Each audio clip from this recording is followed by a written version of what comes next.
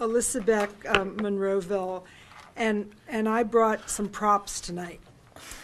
I brought a black walnut from my backyard, and I brought a nutcracker.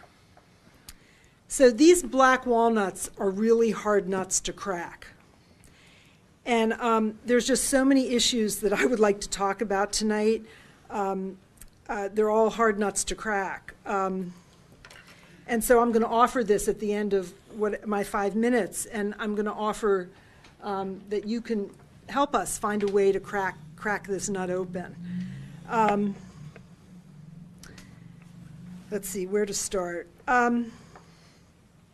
I've been asking, or somebody's been asking, I don't think it was me last month because I wasn't here, who owns the mineral rights under the pool. And the last I heard, I watched the last meeting last month, I couldn't be here. The last I heard is that we don't know. I've mentioned this before, and I'm going to mention it again. My understanding, because I've kind of managed Sustainable Monroeville for a decade, people call me about different things.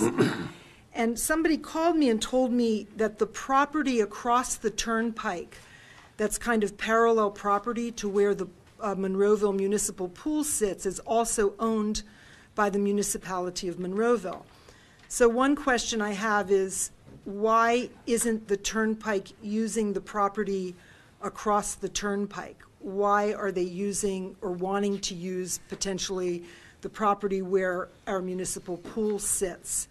I have just the idea, and it's partially come to me because of all of these amazing people who have this great community called the Monroeville Municipal Pool, that maybe there's another reason that property is being sought after. And that reason could potentially be, and I'm making this story up because we don't really know the facts, that that property would be really good for a compressor station because the property sits 4/10 of a mile from a proposed fracking well pad right over into Westmoreland County. I think it's critical before we make any action on selling that property that we know exactly who owns the gas rights under that property. That's one thing I wanted to mention. Why does the ordinance that Dave Mintz just brought up here that we've been trying to have you consider for 2 years, why does it have to go before the Planning Commission? I guess I'll ask all my questions first if you want me to.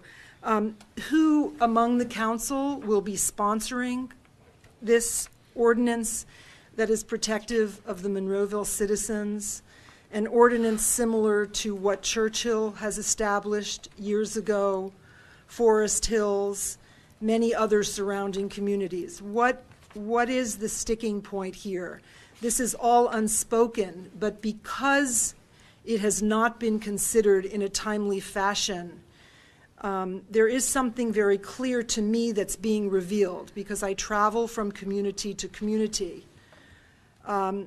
There is perhaps particularly a reason that this is not being considered in a timely fashion.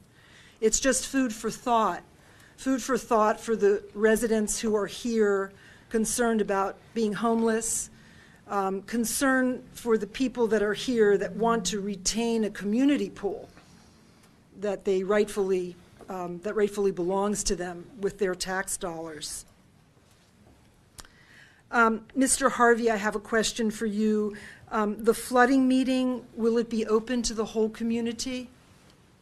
It will be open to everybody, but the letters of invite are only going out to Logans Ferry Road and the residents off Logans Ferry Road. When you set that date, could you publish it widely so that those of us that are interested in being there can know what the date is? If we don't know somebody. Well, it'll be on our website, I'm sure. You put it on the calendar. Okay. I went to a meeting that I was invited to in Churchill. They had a flooding meeting because the stories that are happening here are happening everywhere. They opened it to the community. They had the municipal attorney there, the president of council, and there were somebody from Three Rivers Wet Water wet weather program was there. They answered a lot of questions that the passionate community members of Churchill were asking. It was a really important meeting. I couldn't speak because I'm not a Churchill member of the community, but I think that just offering it to the whole community could be a really useful kind of informational But thing. I'm not what I want to solve is the problems of Logan's Ferry. Okay, so the last thing that I'll say is that I just want to make an appeal in the budget for a sustainability manager to be part of the staff of the municipality of Monroeville. The municipality or the borough of Forest Hills has a new borough building, and I visited there. It's 2 years old. They have put bioswales rain gardens into the parking lot. They've positioned the building south-facing, and they have solar panels covering that part of the rooftop. It's a zero net energy building, so they don't need to pay any money for energy.